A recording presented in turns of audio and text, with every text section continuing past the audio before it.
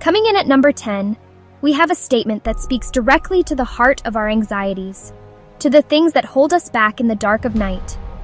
President Franklin D. Roosevelt, in his first inaugural address during a time of great uncertainty, gave the world these words: "The only thing we have to fear is fear itself." Think about that for a moment. It's not the challenge ahead, not the obstacle in our path, but the fear of it that truly paralyzes us. It's the story we tell ourselves about what might happen that often does more damage than the thing itself.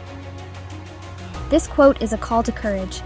It's a reminder that our own minds can be our biggest prisons or our greatest liberators. When we choose to face what scares us, when we decide that fear will no longer be the master of our fate, we reclaim our power. It's about understanding that the shadow is always bigger than the object casting it. Roosevelt was telling a nation, and all of us, that our collective strength, our hope, and our resolve are far more powerful than any fear we could ever conjure. What a powerful truth to begin with. Next, we have 4 words that became the anthem for a movement that changed the world.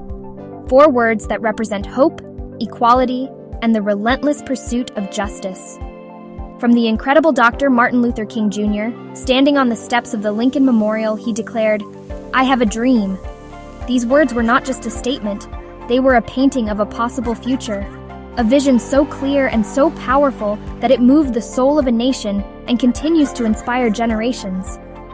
Dr. King wasn't just talking about his own personal dream. He was giving voice to the silent, yearning dreams of millions.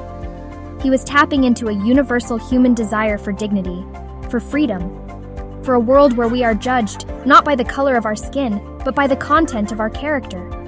This quote teaches us that our dreams are not frivolous. They are essential. They are the blueprint for a better tomorrow.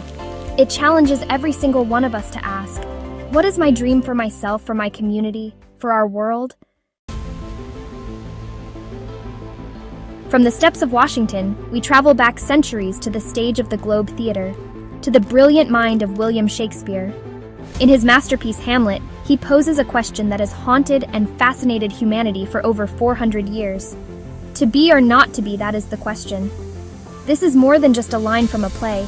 It is the ultimate contemplation of existence itself. It's about the struggle between life and death, hope and despair, action and inaction.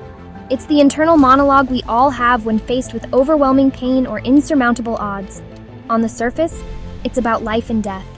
But if you go deeper, it's about how we choose to live. Do we suffer the slings and arrows of outrageous fortune, or do we take arms against a sea of troubles? It's a question about agency, about our role in our own lives. Do we passively accept our circumstances, or do we actively fight to change them? Shakespeare, through Hamlet, gave us the language to articulate our deepest, most profound existential angst, a question that every human being at some point must answer for themselves. Our next quote takes us from the earth and launches us into the cosmos. It's a moment that honestly held the entire world in breathless awe, a testament to what human ingenuity and courage can achieve. As he became the very first human to set foot on the moon, Neil Armstrong's voice crackled across 240,000 miles of space with these immortal words: "That's one small step for man, one giant leap for mankind." In that single sentence, he managed to capture the beautiful duality of the moment. It was, in a physical sense, just one small, simple step off a ladder. But in the grand story of our species, it was a monumental achievement. It represented the culmination of centuries of dreaming, of scientific discovery, and honestly, of the tireless work of thousands of people. This quote reminds us that every great achievement is built upon a series of small, deliberate steps. It tells us that the actions of one individual can have repercussions that elevate all of us. It's a celebration of exploration, of pushing boundaries, and of our shared human destiny. Now, we return to a profound truth about our human relationships and our moral responsibilities. It's another powerful insight from Dr. Martin Luther King Jr., a man who understood the dynamics of social change better than almost anyone. He warned us with such clarity, "In the end, we will remember not the words of our enemies, but the silence of our friends." This one hits you right in the heart, doesn't it? It speaks to the pain of betrayal, not by an adversary, but by those we expected to stand with us.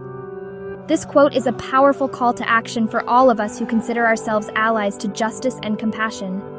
It's easy to identify our opponents, but the real test of our character comes when we must speak up against injustice, even when it's uncomfortable, even when it risks a relationship. Silence in the face of wrongdoing is, in a way, a form of consent. Dr. King is teaching us that our legacy, what people will remember about us, is not defined by the noise of our detractors, but by whether we had the courage to speak our truth when it mattered most. This next quote is one you have probably heard many times, but I want you to hear it today, as if for the first time. Attributed to the great Mahatma Gandhi, a man who changed a nation through nonviolent resistance, are these transformative words? Be the change that you wish to see in the world. This is not a passive suggestion. It is an active, personal, and honestly, a profound command. It's one of the most empowering ideas a person can ever embrace, because it places the power to transform the world right back into your own hands. So often we look outward. We wait for governments, for leaders, for others to fix the problems we see. But Gandhi's wisdom turns our gaze inward. He is saying, do you want more kindness in the world? Then you must be kinder. Do you wish for more honesty? Then you must live in your truth. It's about embodying the very qualities you want to see flourish around you. It's a call to live with integrity, to align your actions with your values, and to understand that your personal transformation is the most powerful catalyst for global change. Here is a truth that, honestly, speaks to the resilience of the human spirit. A quote that has been, a source of strength for so many people in their darkest moments. Nelson Mandela, a man who endured 27 years in prison and emerged not with bitterness, but with a vision for a new nation, shared this profound wisdom. The greatest glory in living lies not in never falling, but in rising every time we fall. This is such a compassionate and realistic view of life. It releases us from the pressure of perfection. Life is going to knock you down, that is a guarantee. You will face setbacks, you will make mistakes, you will experience failure and heartbreak. That is part of the human curriculum. But Mandela teaches us that the story isn't about the fall. The story is about what happens next. It's about finding the strength, the grace, and the courage to get back on your feet, to dust yourself off, and to take the next step forward. True glory isn't found in an unblemished life, but in the strength of a spirit that refuses to be broken. Our next quote comes from the world of music, from the heart of one of the most iconic songwriters of all time, John Lennon. In his beautiful song, Beautiful Boy, he offers this simple yet deeply profound observation. Life is what happens when you're busy making other plans. How true is that? We all do it. We create our 5-year plans, our 10-year plans.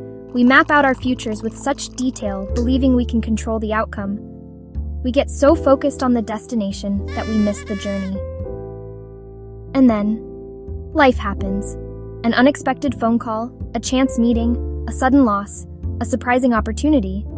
Life unfolds in its own mysterious and often messy way, completely indifferent to our carefully laid out spreadsheets and goals. Lennon's words are a gentle reminder to be present, to pay attention to the here and now, to find the beauty and the lessons in the detours and the unplanned moments, because that is where the real living, the real magic truly takes place. From the world of rock and roll, we go to the world of sports, for a quote from arguably the greatest hockey player of all time, Wayne Gretzky. It's a piece of advice so direct, so simple, and so undeniably true, it applies to every single aspect of our lives. The great one famously said, "You miss 100% of the shots you don't take." You can't argue with that math, can you? It's a perfect score in the game of missed opportunities. It's a fundamental law of the universe. This isn't just about sports. It's about that business idea you're afraid to start. It's about that person you're afraid to ask out. It's about that creative project you've been putting off because you're worried it won't be perfect. Fear of failure, fear of rejection, fear of not being good enough, these are the things that keep us on the sidelines. Gretzky's quote cuts through all the excuses and tells us the simple truth. If you don't even try, you have already failed.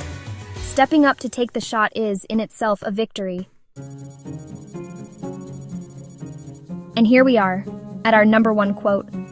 This one, often attributed to Winston Churchill, is a masterclass in perspective and endurance. It's a mantra for anyone on a long and difficult journey, which, let's be honest, is all of us. Success is not final, failure is not fatal.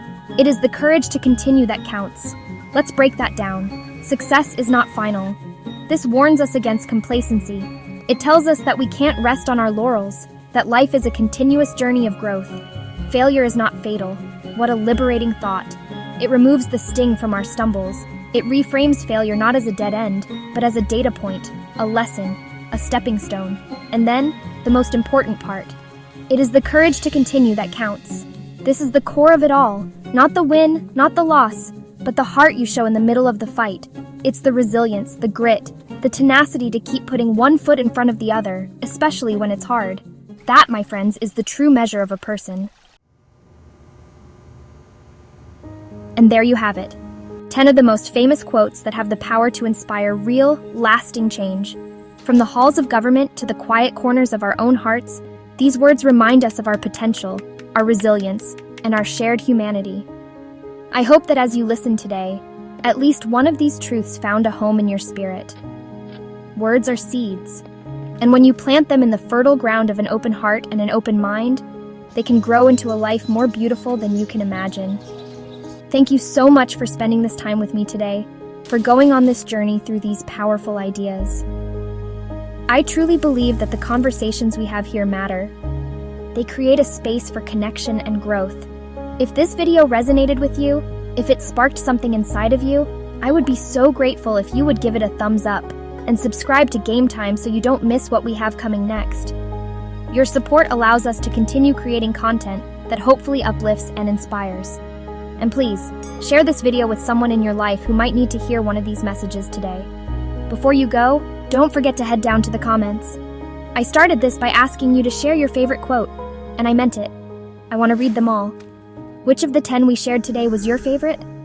Or is there another one that has been your guiding light? Let's fill that comment section with wisdom and inspiration. Let's create a library of words that heal and empower. Until next time, take care of yourselves and each other.